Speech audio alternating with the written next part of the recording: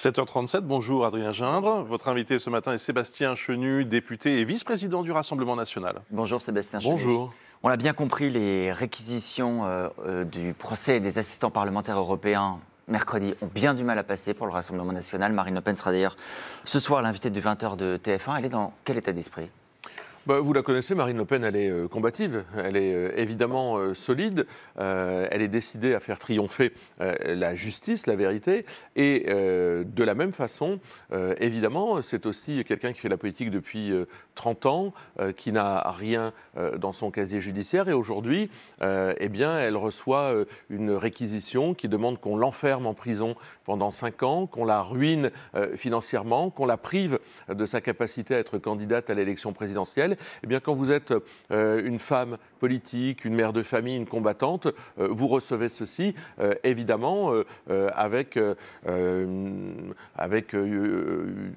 de distance. C'est-à-dire Elle avait l'air d'accuser le coup mercredi au tribunal, mais clairement. En tous les cas, vous vous dites que vous faites de la politique depuis 30 ans pour protéger les Français, pour défendre des idées, que vous n'avez rien à vous reprocher, et vous avez des réquisitions qui sont sans aucune nuance. Vous l'avez vu, vous l'avez eu au téléphone depuis mercredi. Oui, bien sûr, je l'ai accompagnée au tribunal, je l'ai vue hier. Elle prépare d'ailleurs le fait de venir chez vous ce soir. Et puis, nous préparons évidemment la suite, la plaidoirie des avocats de la défense, car ce ne sont pas des décisions, ce sont des réquisitions d'un parquet, il faut bien le dire, d'un parquet qui est politique, qui a deux buts. Le but, c'est d'éliminer Marine Le Pen de la vie politique et accessoirement de ruiner le Rassemblement national. Je m'arrête sur l'adjectif que vous utilisez, Sébastien Chenu. Vous dites un parquet politique. Oui. Allons au bout de la logique. Qu'est-ce que ça veut dire un parquet politique ? Est-ce que ça veut dire que ce sont des militants ? Est-ce que ça veut dire que ce sont des adversaires, les procureurs qui sont face à vous ? Oui, bien sûr. C'est un procureur, mais il y a deux procureurs, mais en tout cas, l'une des deux nous a dit les choses. Dans le cadre du dossier concernant le dossier d'un prévenu, Jean-François Jalc, elle nous a dit, j'ai noté cette phrase parce que j'étais là quand elle l'a dit, et je pense que c'est bien que les Français l'entendent. Je n'ai aucun élément, mais je ne peux pas demander la relaxe, ça me fait trop mal. Elle l'a dit voilà. Pour un dossier sur les dizaines d'assistants parlementaires. Et là, vous savez ce que c'est. Au bout d'un moment, les masques tombent et on voit qui sont ces gens et on voit une procureure obsédée par l'idée d'éliminer Marine Le Pen. À la demande de qui ? Si la démarche est politique, qui l'a demandé ? Quel est le but qui est servi, qui est poursuivi ? Le but, c'est d'éliminer Marine Le Pen, c'est de faire en sorte que Marine Le Pen ne puisse pas se présenter devant les Français. La loi ? Non, mais la loi, la loi s'applique et s'appliquera à tout le monde, quoi qu'il en soit. Nous, on conteste ce qui nous est reproché. Et d'ailleurs, la disproportion entre les réquisitions et reconnaître et le procès. Que le procureur agit dans le cadre de la loi. Il y a une loi qui a été votée par le Parlement en 2016 qui prévoit notamment l'inéligibilité que vous dénoncez aujourd'hui. Non, c'est pas tout à fait ça. En réalité, c'est l'exécution provisoire qui heurte tout le monde. C'est-à-dire de dire Marine Le Pen serait immédiatement privée de ses droits civiques et de pouvoir être candidate. Ça a été prévu dans la loi. Pourquoi ? C'était en fait pour éviter les cas de récidive.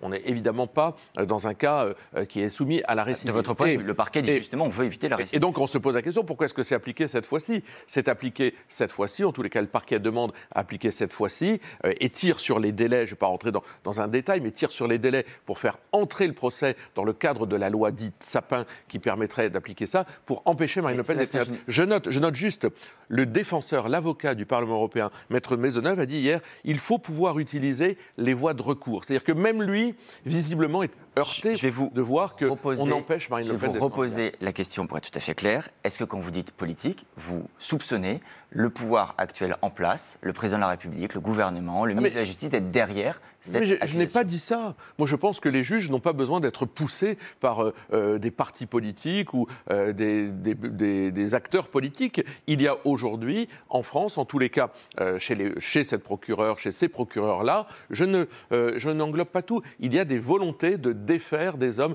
et des femmes politiques. Et je pense que cette pente est dangereuse. Je pense aussi que derrière ça, il y a la volonté de relayer des accusations du Parlement européen qui a beaucoup à se faire pardonner. On a mis en lumière aussi dans le cadre de ce procès que le Parlement européen produisait des faux. Qui va dénoncer ça ? Qui va poursuivre le Parlement européen ? Vous dites ce qui vous pose problème, c'est l'inéligibilité, donc le fait de ne pas pouvoir se présenter à une élection, et le fait que ce soit d'application immédiate notamment. Non, mais pas seulement. La ruine du Rassemblement national pose aussi un problème. Vous dites ça parce qu'il y a des amendes qui sont requises. Il y a un vecteur très simple. Vous êtes parlementaire, vous avez le droit de déposer des propositions de loi. Est-ce que le Rassemblement national va déposer un texte pour demander l'abrogation de ces dispositions dans la loi, la réécriture de la loi, pour supprimer soit l'exécution provisoire, soit même le concept d'inéligibilité? On ne va pas tout mélanger. On est dans le cadre du procès. On est dans le cadre d'un procès, on va se mettre à déposer des propositions de loi au milieu du procès pour faire évoluer la loi dans un sens ou dans un autre. Je vous l'ai dit, les textes le prévoient. En revanche, ils n'obligent pas, et on verra bien ce que fera la présidente, ils n'obligent pas la présidente à appliquer cela. Elle a la possibilité de ne pas appliquer cela, compte tenu d'ailleurs de la personnalité et du cadre, de la personnalité de la prévenue et du cadre du procès. Donc ce sont des réquisitions qui nous semblent sans limite, qui nous semblent excessives, qui nous semblent violentes et partisanes. Et nous l'avons démontré. Est-ce qu'il n'y a pas, Sébastien Chenu, malgré tout, une bonne nouvelle, si l'on en croit vos adversaires, Gérald Darmanin, Jean-Luc Mélenchon, qui expriment une forme d'étonnement eux aussi, en disant que naturellement l'application immédiate de cette inéligibilité aurait un caractère choquant. Mais j'ajoute, y compris certains de vos soutiens, le Premier ministre hongrois Viktor Orban s'est fendu d'un message. Il dit à Marine Le Pen, n'oubliez pas que nous sommes avec vous, et n'oubliez pas, c'est très important, que le harcèlement, selon lui, de la justice a été une étape cruciale vers la victoire du président Donald Trump. Est-ce que vous croyez à cet effet Trump ? Non, moi, je crois surtout, et j'en vois dans les témoignages qui nous sont livrés, et les Français peuvent le faire en signant la pétition que nous avons lancée sur rassemblementnational.fr, des millions de Français sont heurtés, y compris quand ils ne partagent pas nos opinions politiques, par ce harcèlement judiciaire, par cette volonté de mettre à genoux Marine Le Pen. Ça heurte des adversaires politiques. Vous avez cité Darmanin et Mélenchon. Maintenant, qu'est-ce que ça a comme conséquence ? Je l'ignore. Qu'est-ce que ça pourrait avoir comme conséquence ? Nous, on ne se met pas dans la situation dans laquelle Marine Le Pen serait dans l'incapacité d'être candidate. On considère qu'à un moment, on va revenir dans le cadre du droit, on va revenir à des choses raisonnables et qu'avec les éléments que vont faire valoir nos avocats, évidemment, la justice, la vérité va triompher. Mais ce sont des réquisitions, elles sont politiques, elles sont excessives. Sébastien Chenu, vous espérez gouverner un jour. Vous considérez que la justice est un pilier de notre démocratie. Oui, mais bien sûr. Bien sûr. Ce que vous faites depuis 2 jours, ce n'est pas un coup de pression, alors qu'aucune décision n'a été prise ?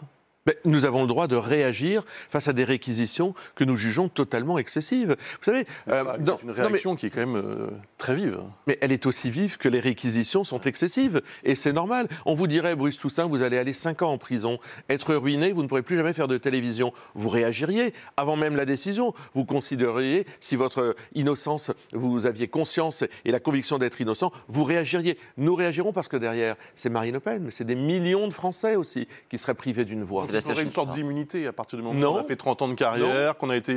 Ce n'est pas du tout ce que nous disons.